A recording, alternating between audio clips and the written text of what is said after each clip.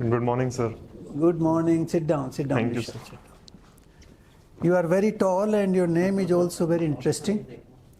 So tell me how the name Bharat is associated with Rishabh. Sorry, sir, I have no idea. No about idea? that. Yes, sir. Okay, you should learn about this. Sure, sir. Okay, Bharatwaj, there are many Bharats in Indian history. One of them was the son of Rishabh. Okay? Yes, sir. Now coming to economics. You are a student of economics, isn't it? Yes, sir. Okay. Development as freedom. Does it mean something to you? Yes, sir. When development of the economy with growth, if it allows freedom, it enhances capacity and capability of the people, then that development is sustainable. Does it mean something else also? Sir, This has something to do with economics. sorry, sir, I cannot think No? about. Okay. Do you know Amartya Sen? Yes, sir. Eh? Yes, sir. Sir, he gave the capability approach towards poverty alleviation and suggesting the growth model for the economy. He was given Nobel Prize also in economics. Yes, Was sir. he? Yes, sir. What was the ground for the Nobel Prize? This book of his, Development as Freedom, was the basis for Nobel Prize in economics. Okay? Yes, sir. Now you understand welfare economics, I suppose, as Yes, a sir. student of economics. Yes, sir. So give me some distinction between welfare economics and free beach. You understand free beach? Yes, sir. Yeah. Sir, welfare economics suggests in providing basic minimum requirements for the population. Sir, for example, providing food to the poor section of the population to ensure basic sustenance of their lives. Whereas, sir, freebies may be welfare enhancing or it may be having negative externalities associated with it. Sir, for example, providing electricity subsidy to farmers in the Punjab region might be considered a freebie because it leads to water contamination and reducing water tables in the region. Okay, so the free beach should not be associated with what? They should not lead to negative Externalities, economics. sir. Yes, sir. Okay. Now, you see, it is said that multinationals, multinational corporations, MNCs, is the modern version of economic dominance. Do you agree with this statement? So certainly the MNCs are driving the economic growth in the present times. Since the market-based development model has grown and the economies have grown to a larger extent, global economy has also grown multifold since the 1950s. So therefore the MNCs have gained dominance, sir. But however, there are public sector units in India which is focusing on strategic sectors like oil and natural gas. No, there are certain MNCs whose total assets exceed the total GDP of many countries. So don't you think they are a threat to sovereignty of smaller countries? Yes, sir. There are MNCs like, sir, for example, Nvidia or Apple, which are having very high GDPs. But, sir, they are in the regulation of the regulatory authorities, and if they are doing their business considering these laws and regulations in place, I don't think they impose large problems to the economies. But yes, sir, there are concerns regarding influence of politics in smaller countries by such countries. Okay. Now, changing the subject, how many presidents did we have since independence? And who was the first president of India? Sorry, sir, I do not remember the total presidents, but the first president was Sri Rajendra Prasad, sir. And he came from which state? Sorry, sir, I am not sure about it. You are not sure. We also had a president who was a philosopher. Who was that?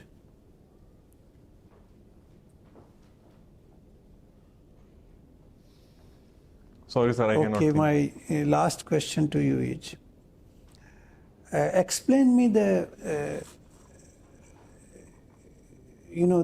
concept of NATO. You understand NATO? Yes, sir. North Atlantic Treaty Organization.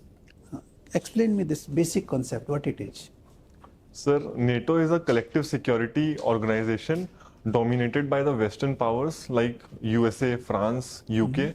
Sir, the larger reason for establishment of NATO was to organize the Western powers into blocks so as to ensure security of all the nations, especially due to fears of USSR in those times being dominating power in the European region. What is the key clause of NATO? Key clause, which explains the fundamentals of NATO. Sir, the security of one is the security of all is the key clause of NATO. Exactly. Very good. Very good. Yes, sir. Thank you so much. Thank you, you, sir. Rishabh. In the Zakir Hussain College. Yes, sir. How many years were you there? Sir, I was there for 3 years. Who was Professor Zakir Hussain? Sir, Professor Zakir Hussain was the third President of India, and he was a significant propounder of promoting good education in the country. He was also a part of Vardha model of education. He was the chairman of that committee, sir.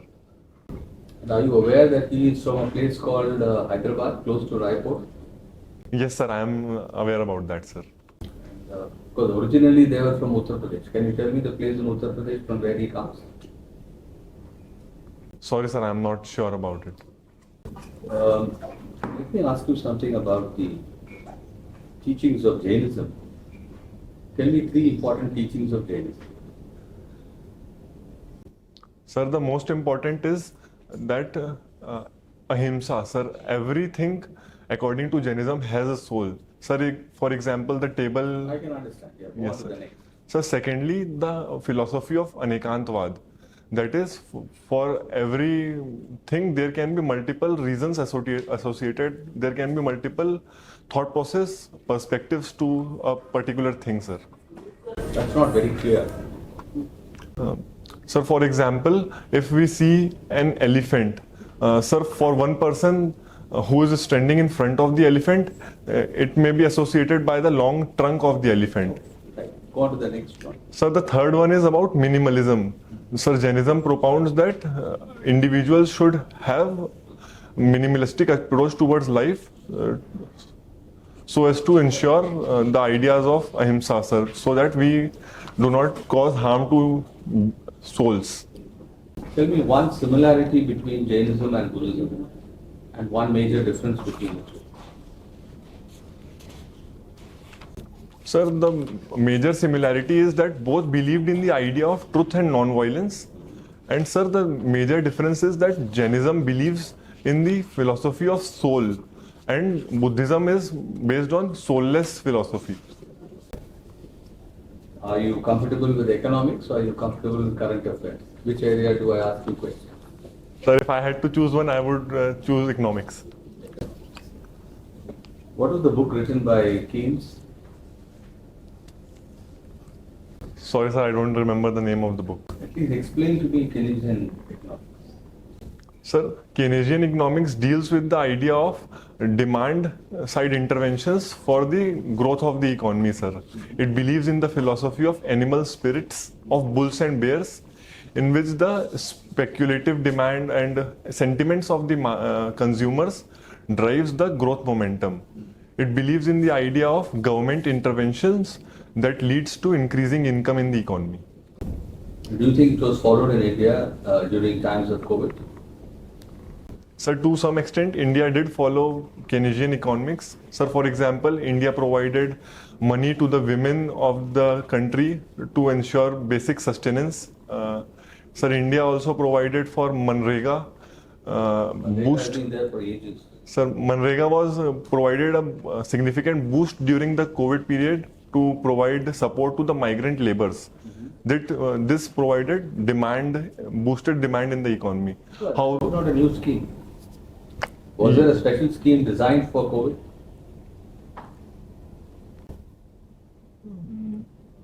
Sorry, sir, I cannot recall the specific scheme. Can you think of something else apart from giving cash? Sir, we provided PMGKY, which provided food grains to the people, and this boosted the demand, sir, for the agriculture sector. What is the buffer stock of India in terms of food grains? Sorry, sir, I am not sure about the exact buffer stock. At least tell me the total food grains production in the country. Sir, it is around 320 million tons. How much of that is rice and how much of that is wheat? How much of that is millets? Sir, rice contributes to the significant and major part of the buffer stock. Sir, it accounts for approximately 60% of the buffer. And sir, Buffer, I'm not talking the buffer now. I'm sorry sir, talking the total. 60% of the total stocks. And sir, I am not sure about the wheats and millets.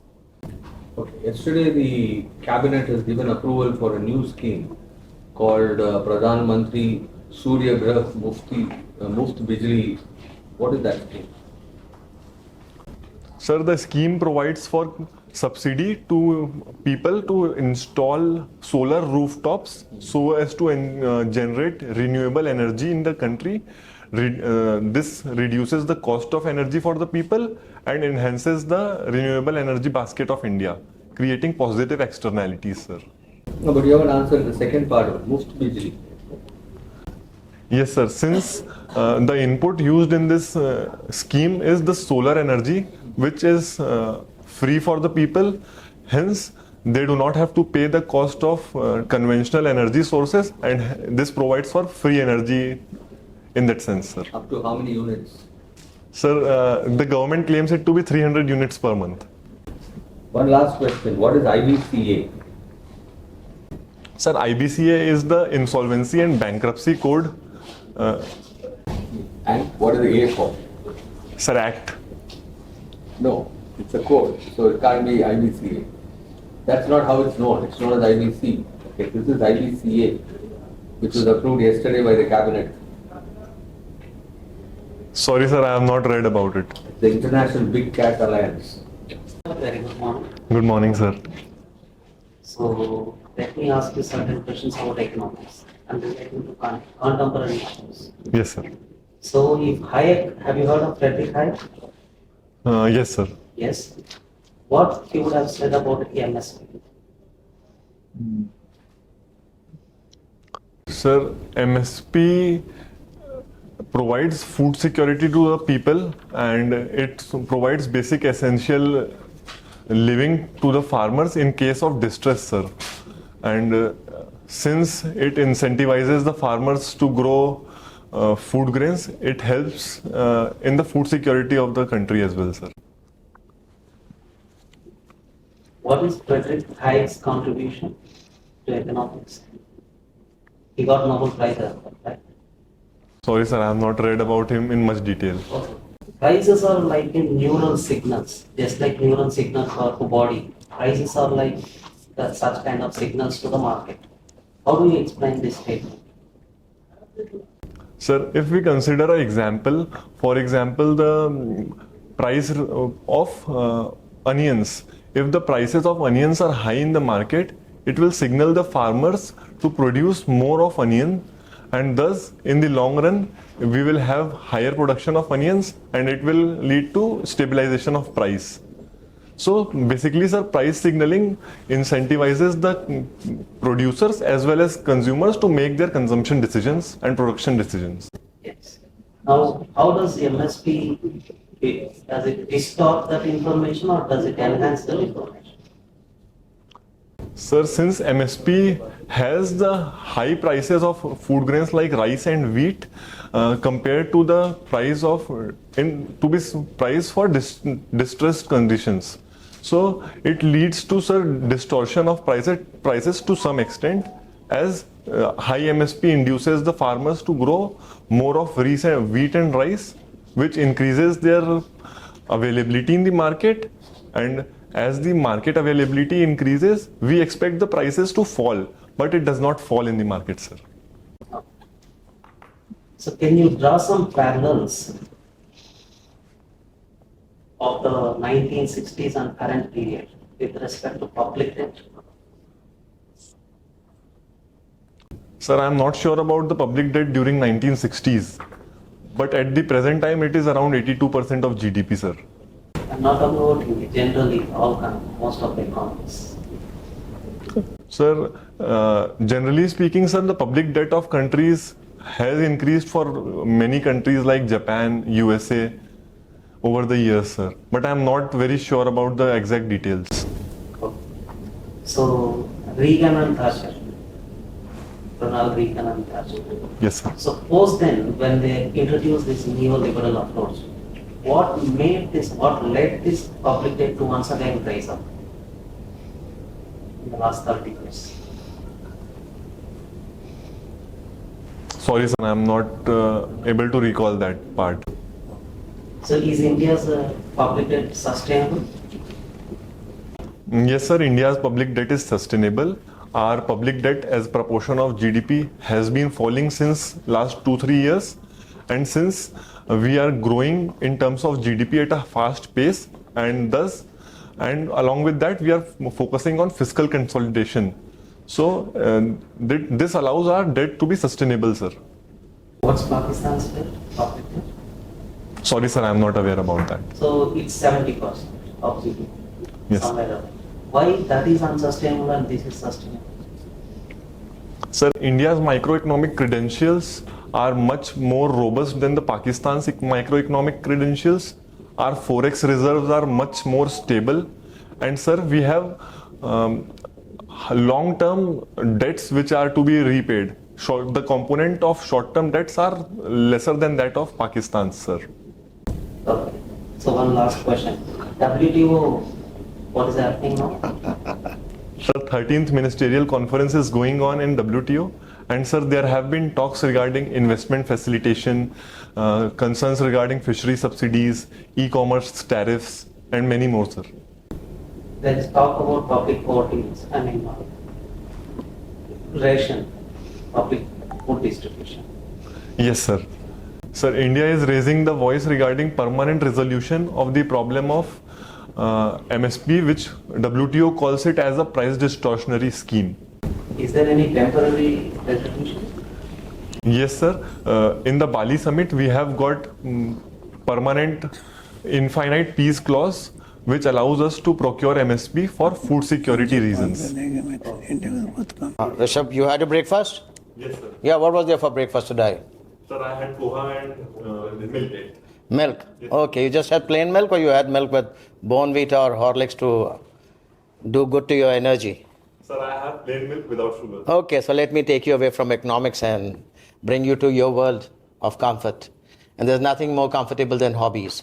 So tell me, diary writing is a hobby. Tell me 2 major takeaways that you have got from your hobby of diary writing about your personality.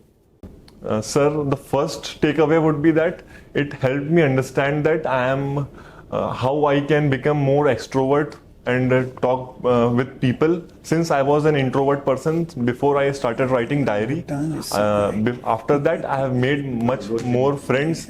Okay, one. So extroversion is one thing that you've learned. Secondly, sir, I have improved upon my impatience level, and I have become much more patient in my personality, sir. Okay, good. So you become extrovert and you become patient. But these things they're contrary to each other. People who are extrovert, they're seldom patient. Think about it. So I give you this thought. So think about it. Let me take you to the next point. Now, Home Minister has already told that elections are around the corner, and we are going to have Citizenship Amendment Act, which is going to be put into place.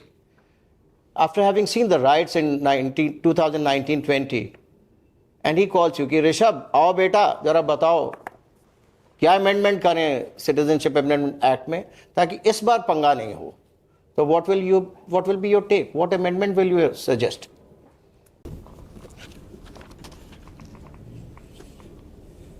Give me a smile. That's what is important. Now think. Sir, I think the Citizenship Amendment Act was perfect when it was introduced. But sir, the problem lied in the how we approach to the people. Sir, So you'll suggest amendment or not? no, sir, I would not suggest any amendment. Okay. Then he asks you, okay, yaar, itna अच्छा act tha, why was there riots? So now give him a solution. Why were there riots? Sir, the riots were because we were not able to reach out to the people more appropriately, sir. Sir, there was a misconception that Citizenship Amendment Act might lead to loss of citizenship of some people. Okay. So who spread this misnomer that it is likely to take away the citizenship? Sorry, sir, I'm not sure. Okay, think about it, because that's where the answer is hidden. UCC has been implemented by Uttarakhand, and willy-nilly they are smartly sneaked in live-in relationship. So what is your take on live-in relationship? And do you believe that registering live-in relationship is a good idea or a bad idea? Sir, according to me, live-in relationships are a modern concept, and it is much prevalent in India as well as in the Western societies, sir. But sir, I think there have been some issues regarding live-in relationships related to murders of some live-in couples. Should it be registered or not registered? Question is this. Sir, I think it should be registered to ensure. So it's not loss of privacy as per you? Sir, it is certainly a privacy loss, but we need to ensure that the peoples are much more safe while they are in the live-in relationships, sir. Okay, good point. You got a point.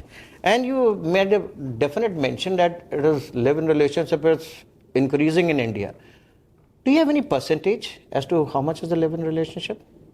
No, sir, I don't have any percentage. So understand the difference between emotions and logic. When we expect you to answer, we expect logic, not emotions. And that is what social media is. Okay, my last question to you. Now that you're an economic student, let me take you to that place once again. Tell me, what is the importance of Indian Ocean to India and to the world? To India and to the world. 5 points.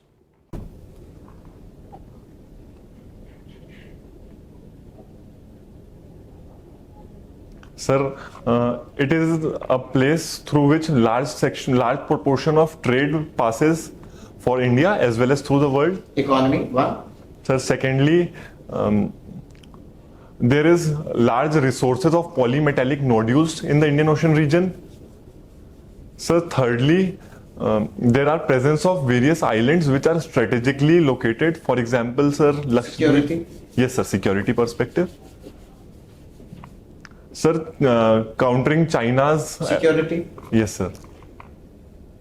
2 more points.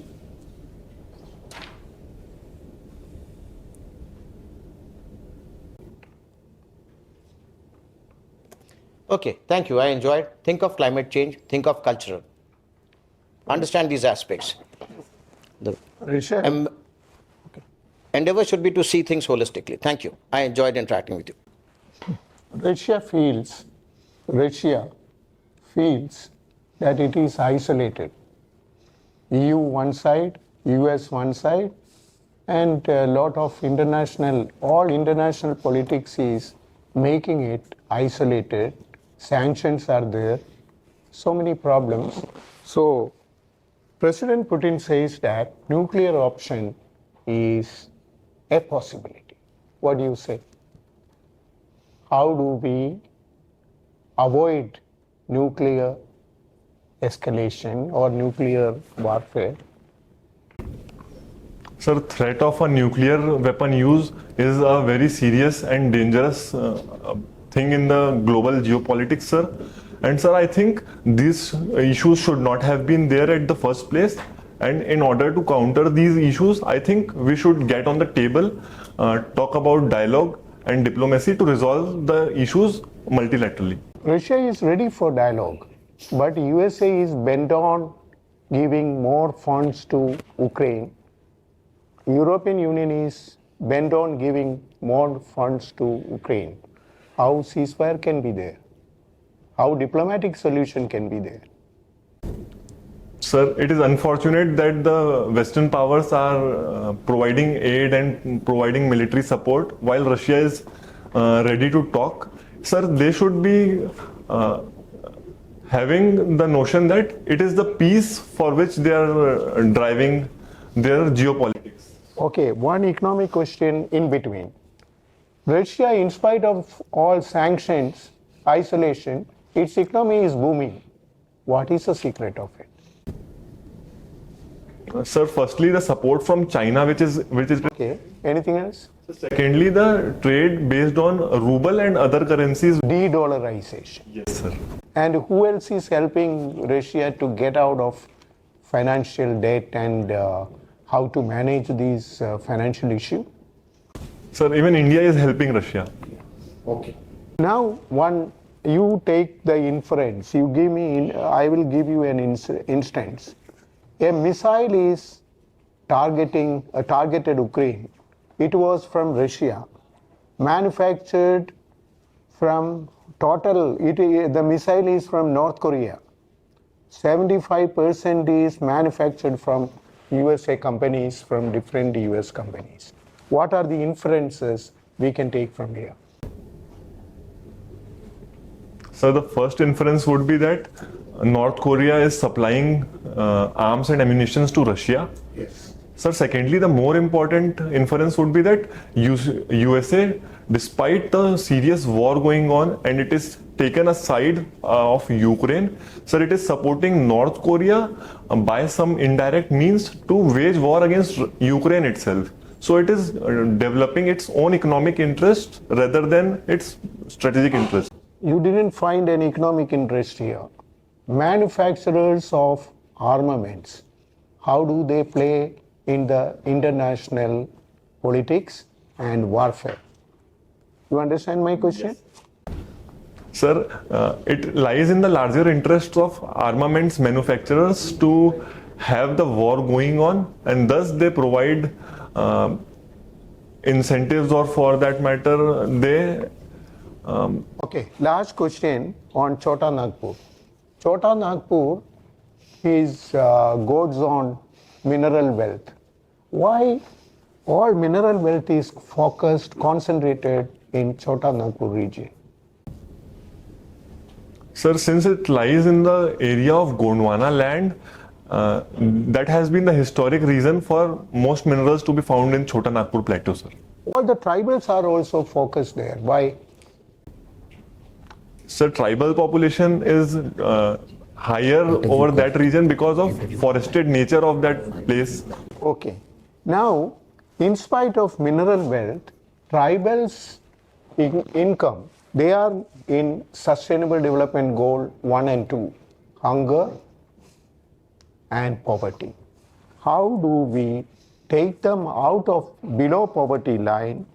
What are the measures available in your Chhattisgarh state, and what are the tribal development schemes available in Government of India budget? Sir, recently the Government of India announced PM Janman Yojana for upliftment of PVTG section. Sir, along with this, Chhattisgarh government is focusing on education, skill development and healthcare programs by different programs so that they can mainstream the tribal population and enhance their social capital. Sir, along with this, minor forest produce are being procured and they are being marketed by the government so that tribals are economically secured. And sir, tribal artifacts are being sold in the urban areas, in the other parts of the country and the world for the economic empowerment, sir. While discussing with the chairman about MNC wealth, you were telling about GDP.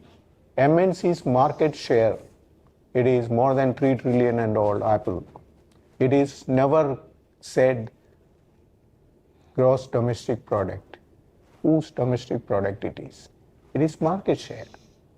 Okay, Chota Nagpur region, anyway, the budget of Chhattisgarh and the budget of Union government, what are the features, especially about debt GDP ratio? Compare these two. Sir, I'm not sure about... This is the last question.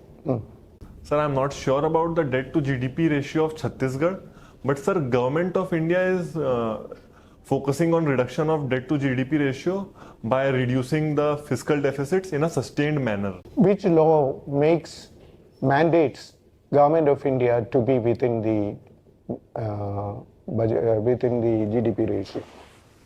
Sir, it is the Fiscal Responsibility and Budget Management Act. Okay, thank you. So wish you good luck. All the Thank best. you. Thank you, sir. Thank you. Thank you. Thank you. All the best. Thank you, sir.